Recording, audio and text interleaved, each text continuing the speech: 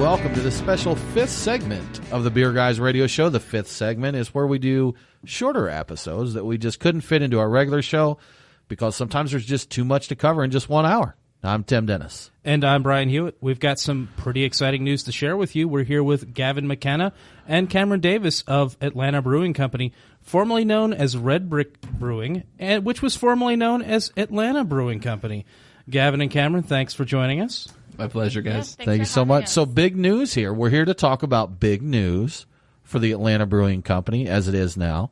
And this is just happened. I mean, this is just brand new news for you, correct? Yeah, at the time of airing, this will have just come out, and we're really happy to be talking about it publicly. This is something that's about 15 months in the works and has a lot to do with a lot of recent changes we've made down at the brewery. Now, I see that I've seen on some of your social media posts you said, help you celebrate your past and your future.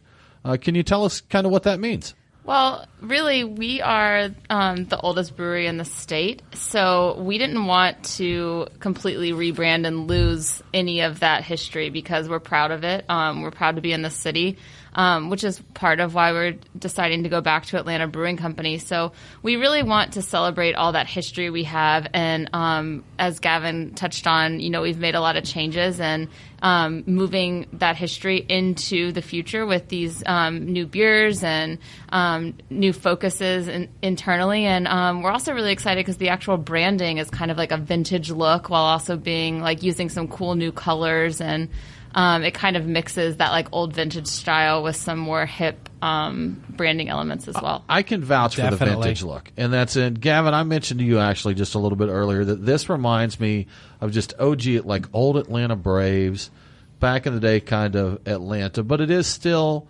modern. If that retro modern, which is all the rage these days. Hip retro. So, yes. Hip retro. It also speaks to kind of where we want to be. We spent a lot of time. Cameron and I both have come onto this project in the last couple of years. We came from other companies, and our sales director came on, Matt Wells, from another company that was working in the beer industry in the city. And we all got our heads together and we talked about how can we make this relevant and how can we make this something that people in the city care about, because we feel like there's a lot of stories to tell as far as what we're trying to do and how it's relevant to people in the city and how our beer quality could really speak to those people.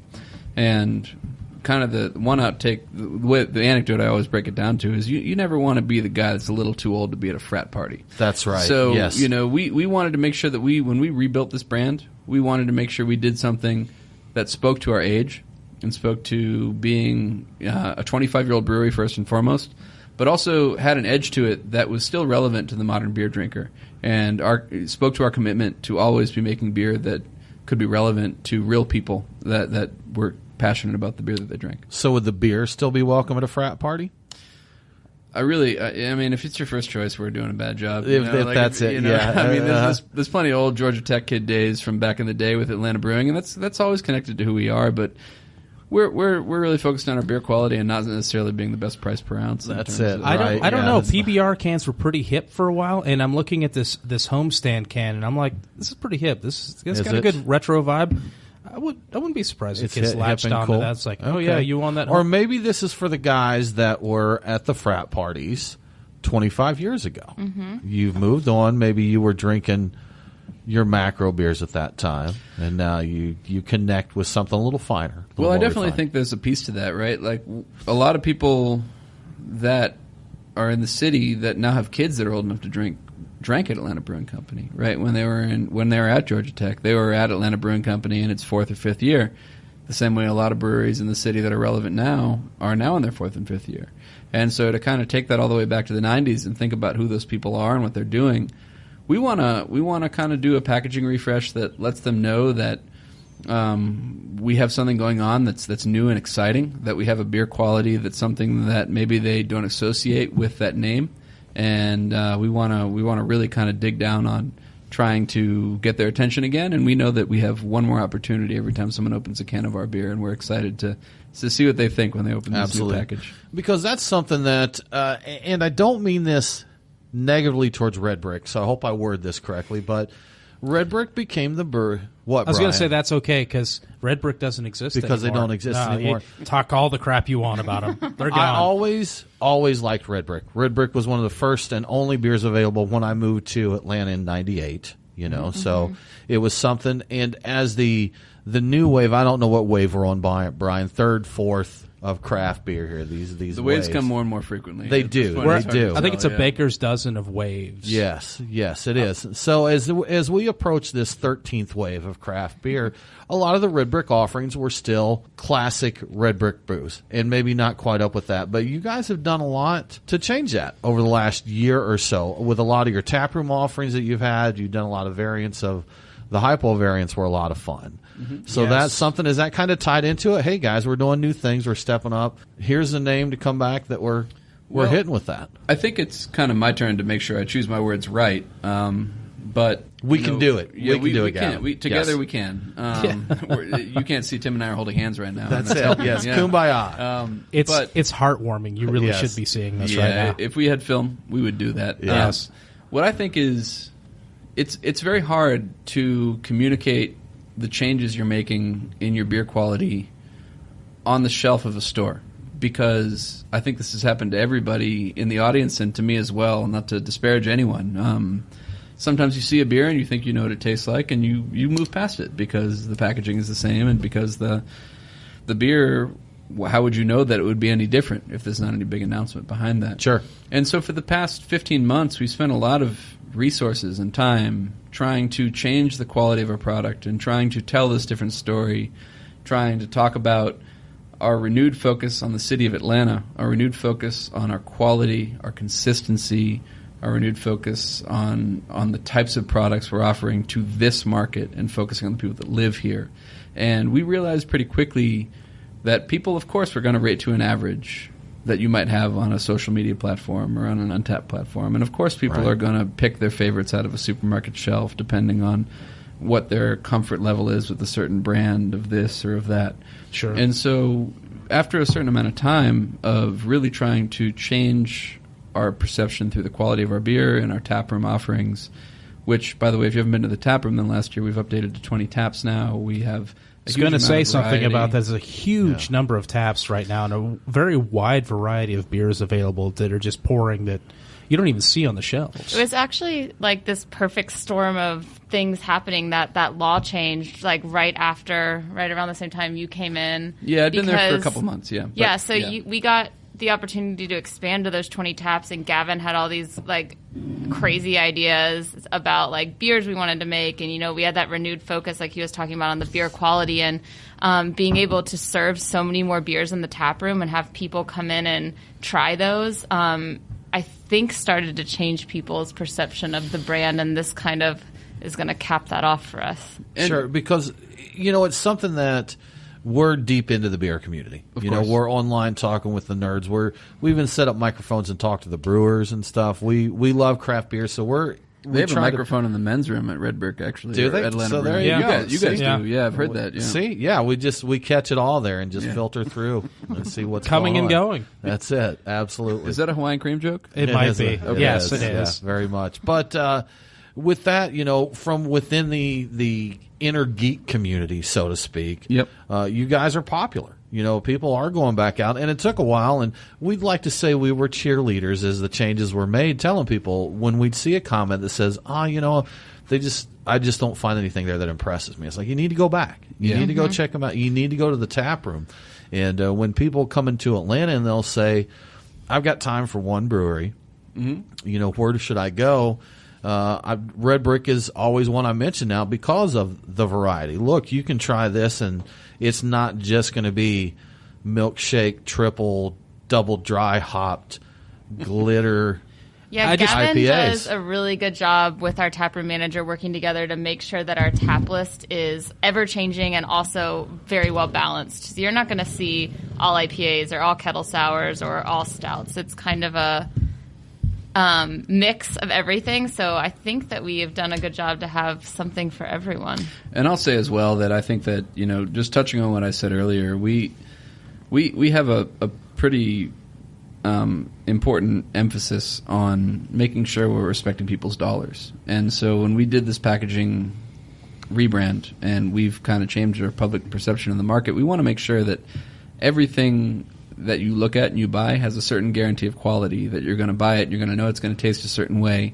You're going to be, that's the beer that you wanted, and when you open that can, you're not going to feel that there's a discrepancy between what you remember tasting in our tap room and what you're tasting in the package. And the same thing goes in our tap room. We really feel like we have 20 beers, and so if that's the case, then we're only as good as our weakest link.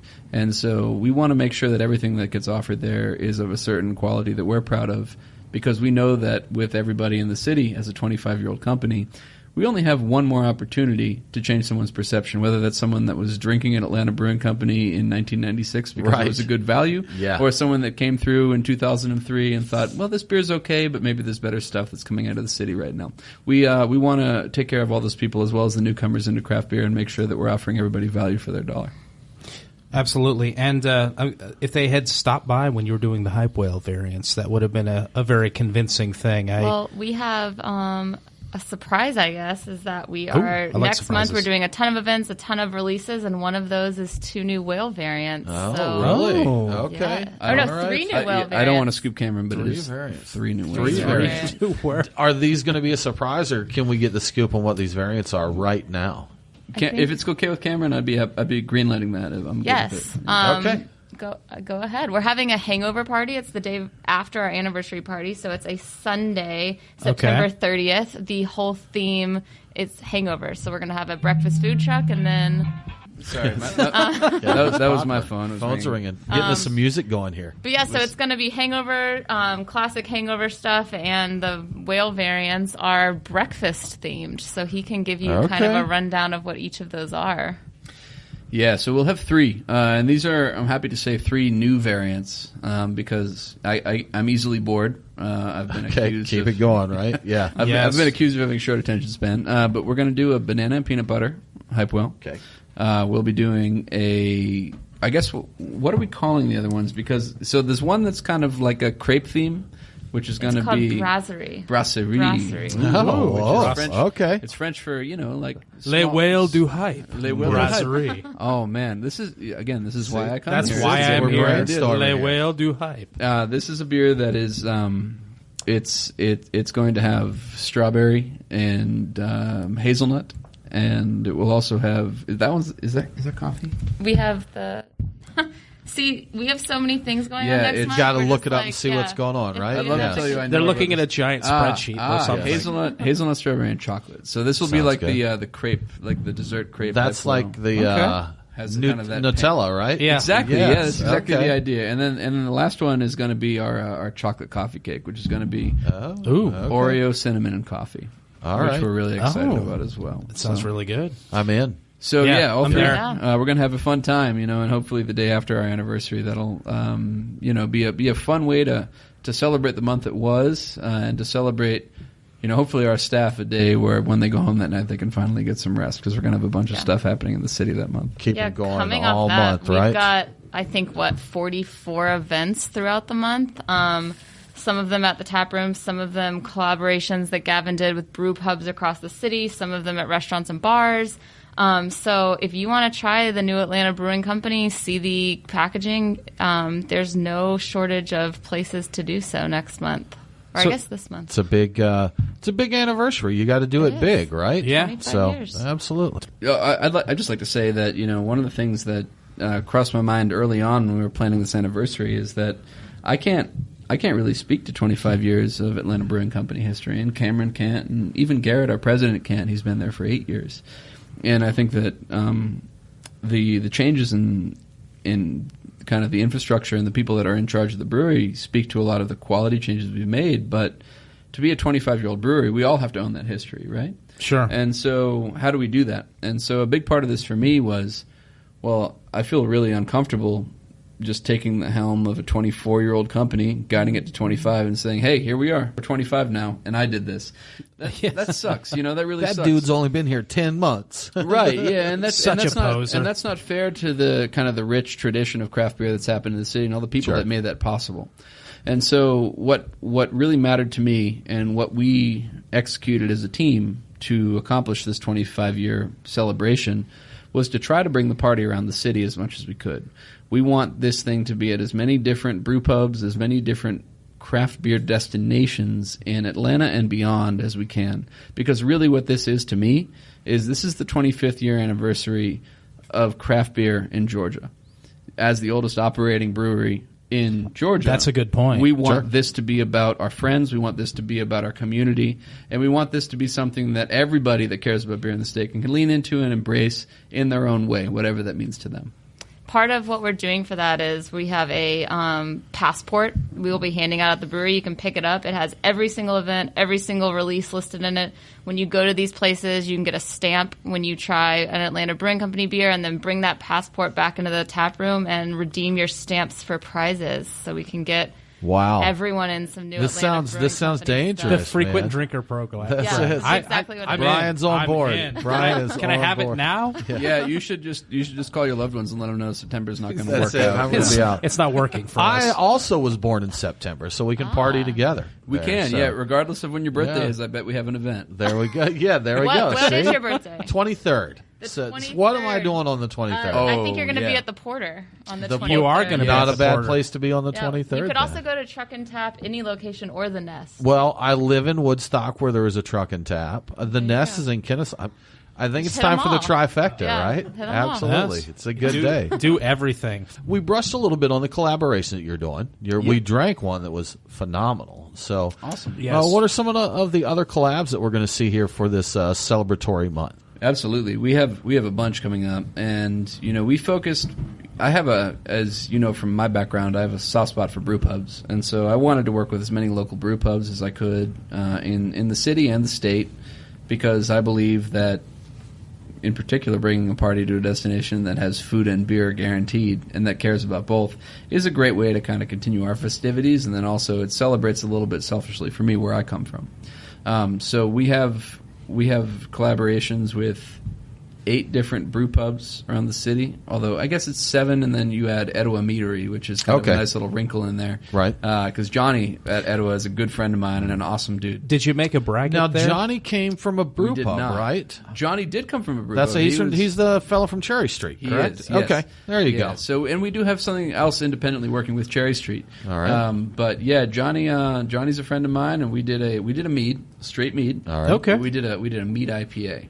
A with some mead fruit, and IPA. It's going to be really cool. I have had a hop mead before, and I enjoyed it. Yes. Hops and mead is actually a very good thing if He's done been right. playing around with some really cool stuff, and we're happy to be a part of kind of some of the projects that he's been spearheading.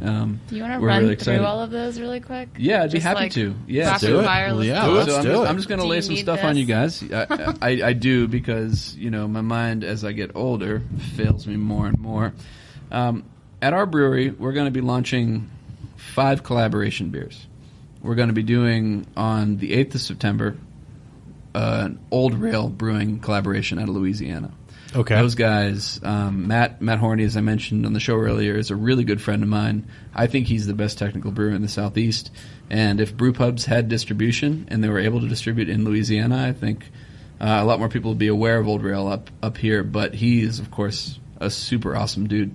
And we're going to be brewing a Cascadian Schwarz beer.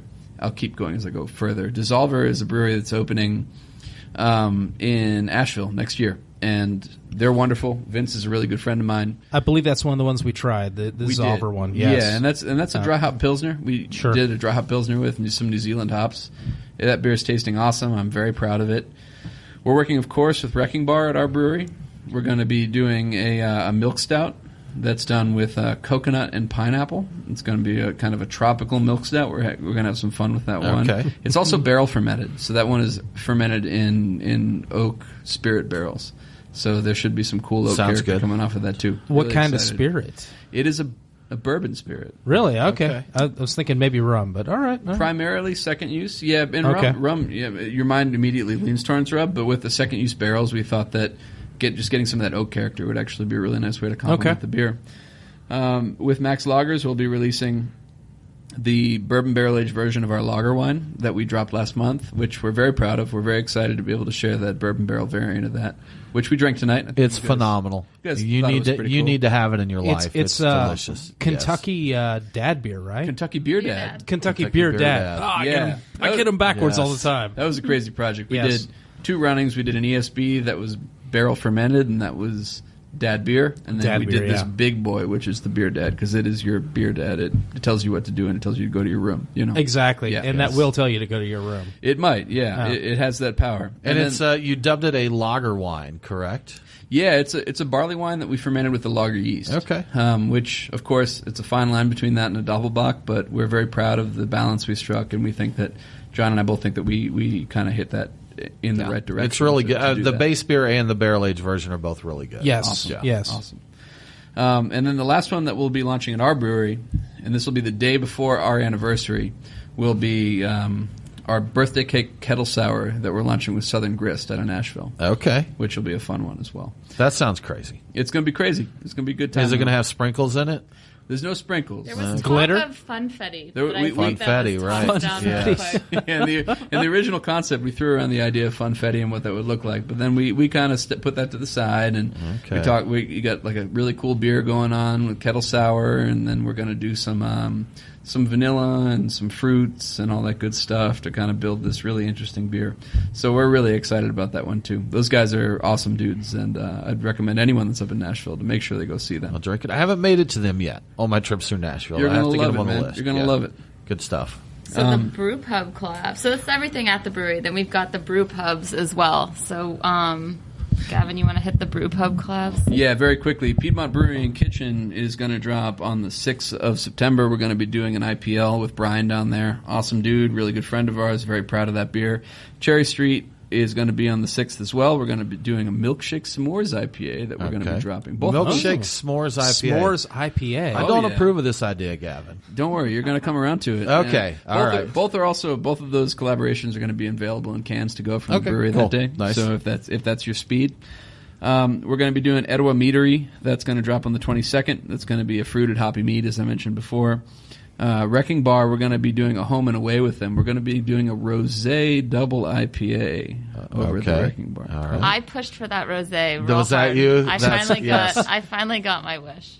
I'm talking with them. I would like to see them do maybe like a frosé machine, maybe like something like that to do a beer cocktail. We're working on it. We've been pitching smoothie machines. That's right. That's right. No one's bought into it. Put your yet, brosé though, so. into a smoothie. Call it a frosé. Yeah. That's the new thing. So- That's the new hotness, right? Yeah. We're working at Hopsticks. We're going to be doing something on the 22nd as well with Andy, who's a good friend. We're going to be doing a Belgian pale ale with fruit that we're really excited Was that about. soursop? Was that the one I saw with soursop? It's maybe? not soursop. Oh, We're going okay. to be working with lychee fruit. Lychee, which okay. is that beer is going to be called East meets West. We're going to be talking about using some Eastern fruit with some kind of Western beer technique. Have a good time with it as well. And then we have Torch Top, which just got brewed actually yesterday, and that'll drop on the 18th. We're going to do what we're calling 0-day IPA. That beer is going to get kegged off and put on tap the same day of the release. And so that will come right off of it's the freshest IPA. As fresh as you can get. Insanely fresh. Get. And then finally, Goodword. My good friend Todd and Ryan, those guys are just the best up in Duluth. And we'll be working with them. And on the 20th, we're going to be doing a peach IPA with them. Okay. That we think will showcase some local ingredients. I think you missed Twain's. I did. I forgot Twain's. Oh my God, I love Twain's, and I love. You know what? Mike's coming after you because I'm going to call him and tell him you forgot about. That's right. It, Well, so. he might be listening. I will say that in my defense, Mike, I'm bad at reading, and I think that might be the issue. It also is that my spreadsheet has many, many different colors, and it's a bit confusing. It is. It is a little. Yeah.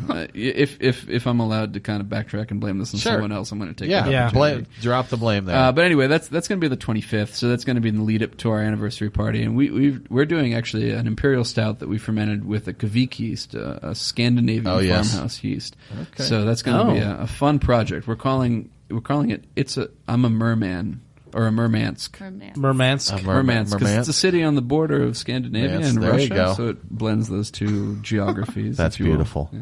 What kind of character does a yeast like that have? I don't even have an idea of what that would be. Exactly. It's very dependent on the strain, and so this yeast is fairly fruity and fairly clean, and so you won't expect like what you expect of a general farmhouse, like a Belgian farmhouse. This will be much more neutral and English type, while still having some extra kind of fruitiness to it. Okay, and we're really excited about what that'll lend to an imperial stout. So when is the new social media website? All of that going to be ready? Are people going to be able to, when they hear this and they want to find out more about Atlanta Brewing Company, is it ready to go? It goes live Friday morning, so I think this will be after that. Yep. And if you want to check it out, we are at atlantabrewing.com, Atlanta Brewing on Instagram, Facebook, Twitter. All your social media is Untapped. Atlanta Brewing, just Atlanta Brewing, and you're good to go. That's then, it. right? We actually signed up for Vine before it canceled, so we could register the name, and then so you can't actually, unless you can still access Vine. But anyway, then you'd it's be complicated, on there, huh? but you can still get there. Yeah. Good stuff. Awesome. Well, thanks so much for joining us. Congratulations on 25 years. Thanks for tuning in to this 5th segment, Brian. 5th segment of the Beer Guys Radio Show. A little something extra for everybody. For more great craft beer talk, make sure to subscribe to the Beer Guys Radio Show and tune in every week. Thanks for listening. Cheers.